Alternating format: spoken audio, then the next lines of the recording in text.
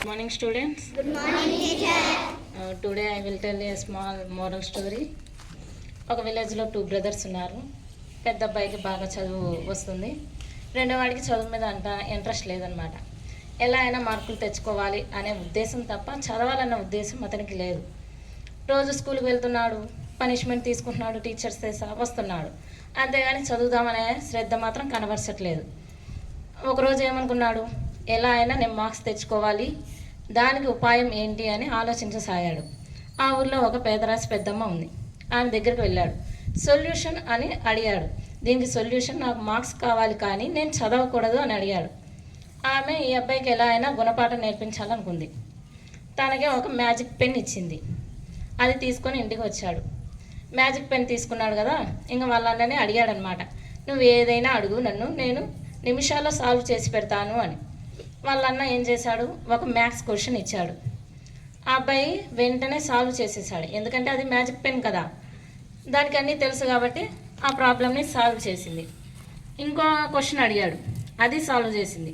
వాళ్ళ అన్నకి డౌట్ వచ్చింది, ఇదేనా ఇంకేమన్నా చేయగలడా లేదా చెప్పగలడా అని.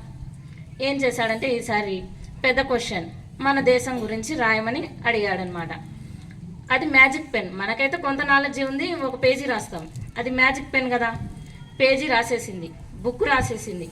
అయినా దానికి తెలుసు, అన్నీ తెలుసు కాబట్టి ఇంకా రాస్తూనే ఉంది. కింద బోర్డు మీద, బెంచ్ మీద, గోడల మీద రాస్తూనే ఉంది. కాసేపటికి అతని చెయ్యి నొప్పి వేసింది. కాసేపు అయితే రాస్తాం, కంటిన్యూస్గా రాయలేం కదా.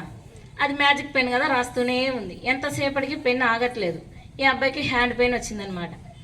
వాళ్ళన్న ట్రై చేశాడు ఆ పెన్నుని ఆ చేతి నుంచి తీసి పక్కకెద్దామని, అయినా కానీ సొల్యూషన్ దొరకలేదన్నమాట. అది బయటికి రావట్లేదు చేతికి, అది రాసుకుంటూ వెళ్ళిపోతూనే ఉంది. చివరికి ఆ చిన్న అబ్బాయి ఏమనుకున్నాడు, ఈ మ్యాజిక్ పెన్ బదులు రాసి చేతి కష్టపెట్టే బదులు అదేదో చదువుకొని నాలెడ్జ్ పెంచుకుంటే మంచిది కదా అన్న ఉద్దేశంతో అతడు పేదరాశి పెద్దమ్మని కలిశాడనమాట. మళ్ళీ నేను చదువుకుంటాను, నాకు ఈ పెన్ను అవసరం లేదు అని పేదరాశి పెద్దమ్మతో చెప్పాడు. అప్పుడు ఆమె ఈ అబ్బాయికి బాగా బుద్ధి వచ్చిందని ఆ పెన్నుని బహుమతిగా ఇచ్చిందనమాట. ఆ మ్యాజిక్ పెన్ను మామూలు పెన్నులా పనిచేయడం మొదలుపెట్టింది. ఇంకా అప్పటి నుంచి అబ్బాయి చదువు మీద శ్రద్ధ పెట్టి చదువుతుండేవాడు. Thank you. Thank you, ma'am. Thank you for your valuable story.